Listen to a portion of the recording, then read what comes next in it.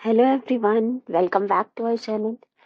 Today we will learn about some important antonyms asked in SSC CGL 2020. SSC CGL 2024 में जो antonyms पूछे गए हैं उनमें से हम कुछ आज डिस्कस करेंगे। इससे पहले हमने सिनोनिम्स और एंटोनिम्स भी डिस्कस किए थे। आज हम सिर्फ एंटोनिम्स डिस्कस करेंगे। So let's start. Number 1, select the most appropriate antonym of the given word. आपको दिए गए वर्ड का एंटोनिम बताना है, ऑपोजिट बताना है। वर्ड गिवन है secure, secure, and options are succeed, save, attack, trundle. Succeed, save, attack, trundle. हमें एंटोनिम बताना है सिक्योर का।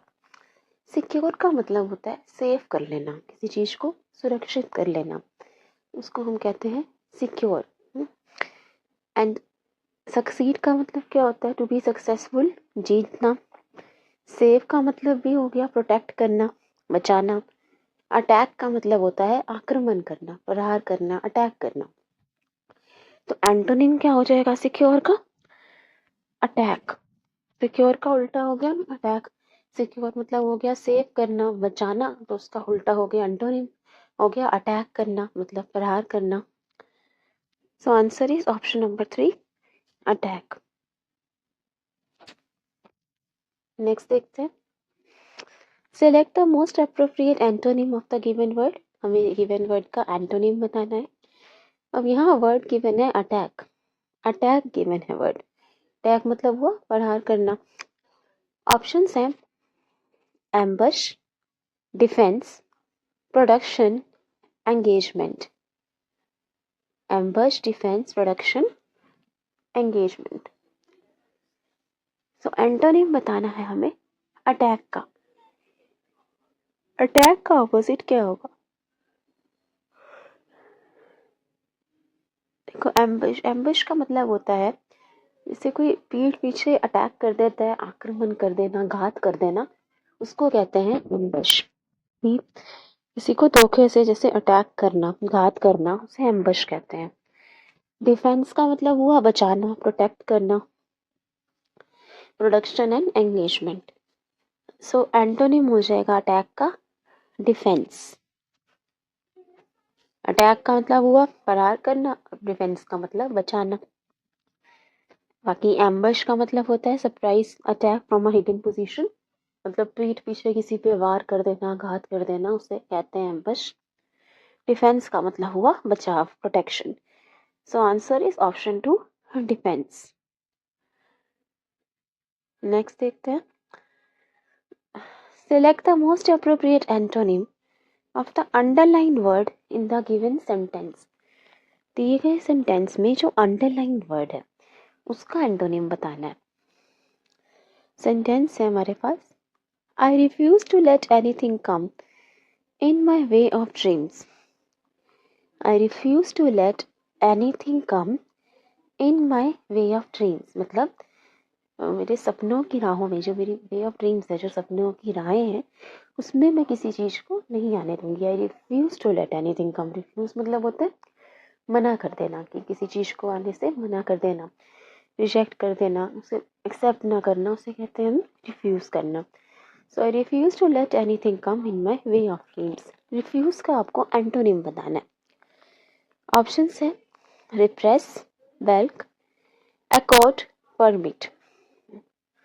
Repress, balk, accord, permit.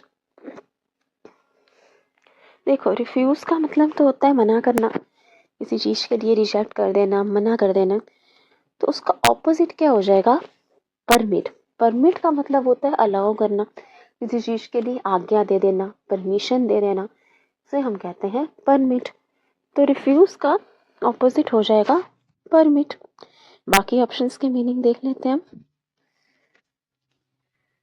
Repress, repress means to control और हाइड इमोशन।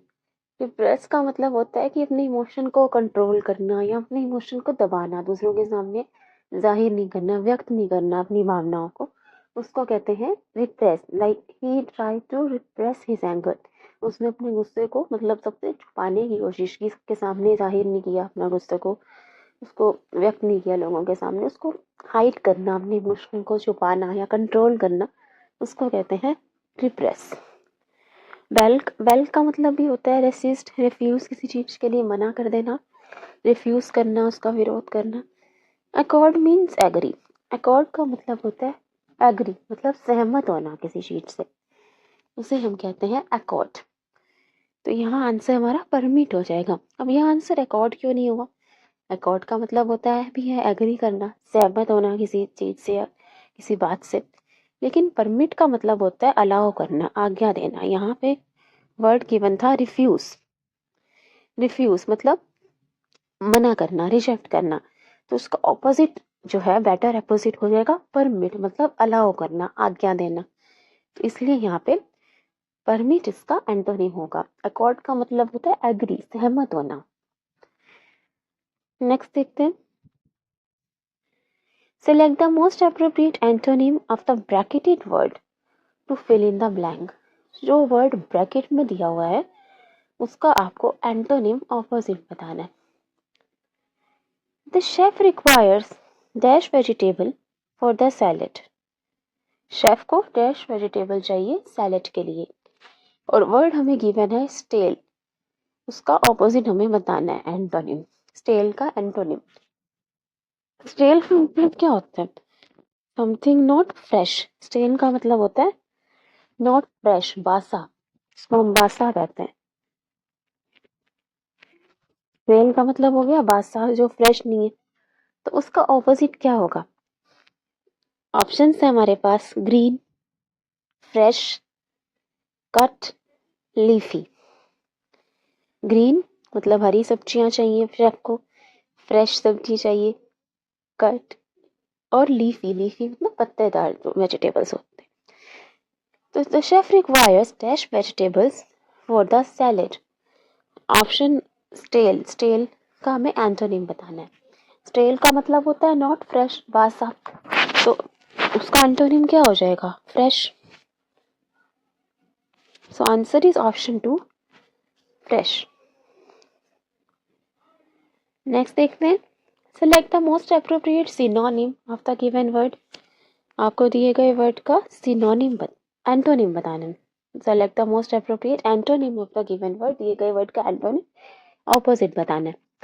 वर्ड गिवन है synthetic, synthetic, उसका opposite हमें बताना है। ऑप्शंस हैं artificial, imitation, processed, natural. Artificial, imitation, processed, natural. Synthetic, वो सिंथेटिक का मतलब होता है आर्टिफिशियल, मतलब जो चीज आर्टिफिशियल है, प्राकृतिक नहीं है, उसको हम कहते हैं सिंथेटिक। तो उसका एंटोनिम क्या होगा? ऑप्शन है आपके पास आर्टिफिशियल, इमिटेशन, इमिटेशन मतलब कॉपी, किसी चीज की नकल, प्रोसेस्ड, जिसको प्रोसेस किया हो, जैसे प्रोसेस्ड फूड होते हैं उनको प्रोसेस किया जाता है, और नेचुरल, नेचुरल का मतलब हो गया प्राकृतिक। तो आर्टिफिशियल का, सिंथेटिक का एंटोनिम क्या हो जाएगा? नेचुरल। Option number 4। इमिटेशन का मतलब होता है कॉपी, किसी चीज की नकल। सिंथेटिक का मतलब भी होता है आर्टिफिशियल, प्रोसेस्ड, जो चीज नेचुरल नहीं है, जिसको आर्टिफिशियल है या तो नकल है किसी चीज की, या से प्रोसेस किया गया है। ऐसे जैम होती है, ऐसे फ्रूट, ये सब प्रोसेस्ड फूड होते हैं, और जो नेचुरल फ्रूट है वो नेचुरल फ्रूट हो गए। तो हमारा आंसर हो जाएगा नेचुरल। नेक्स्ट देखते हैं, select the most appropriate antonym of the given word. हमें दिए गए वर्ड का एंटोनिम ऑपोजिट बताना है। वर्ड गिवन है हमें रिलक्टेंट, रिलक्टेंट। ऑप्शंस है desperate, obedient, enthusiastic, beautiful। desperate, obedient, enthusiastic, beautiful। reluctant का ऑपोजिट, reluctant का मतलब होता है unwillingly, मतलब किसी चीज को करने की इच्छा ना होना या किसी चीज़ को करने से आप हिचकिचा रहे हो तो हम कहते हैं reluctant. Like the kid was reluctant to go to the class, मतलब वो बच्चा क्लास में जाने से हिचकिचा रहा था, तो उसको कहते हैं रिलक्टेंट, मतलब किसी चीज़ काम को करने से हिचकिचाना या इच्छा ना होना।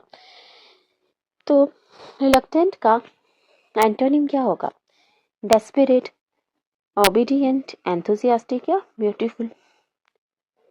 डेस्परेट का मतलब क्या होता है कि आपको किसी चीज़ के लिए आपकी इच्छा होना, किसी को करने के लिए या किसी चीज़ की नीड होना, तो उसको कहते हैं desperate.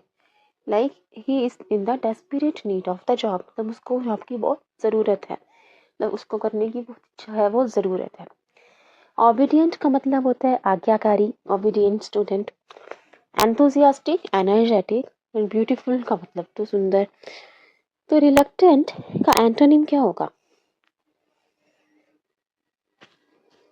Answer is option 3 enthusiastic.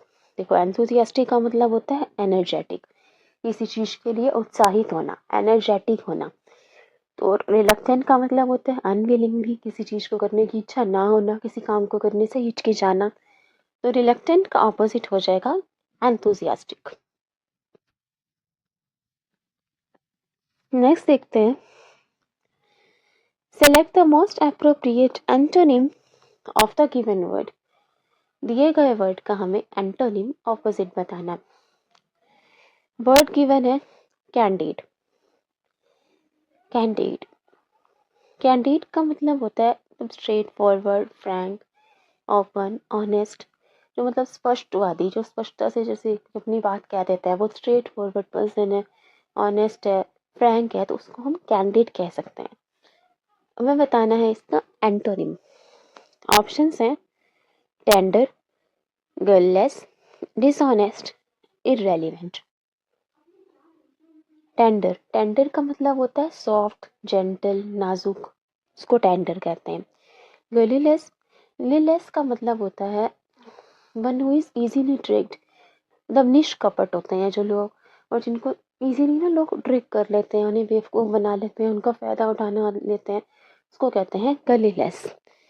Dishonest का मतलब हो गया बेईमान, और इररेलेवेंट का मतलब जो रेलिवेंट ना हो, इम्पोर्टेंट ना हो। सो कैंडिड का ऑपोजिट क्या हो जाएगा? कैंडिड का मतलब होता है स्ट्रेट फॉरवर्ड, ऑनेस्ट, स्पष्टवादी, सिंसियर, तो इसका ऑपोजिट हो जाएगा डिसऑनेस्ट, ऑप्शन 3। टेंडर का मतलब हो गया soft, gentle, guileless, innocent, and candid means honest, straightforward, स्पष्टवादी। So answer is option 3 dishonest. So I hope you like it and understood these antonyms. If you have any queries, please feel free to ask. I welcome your suggestions. Thank you everyone. Thanks for watching. Have a nice day. Please like, share and subscribe. Thank you.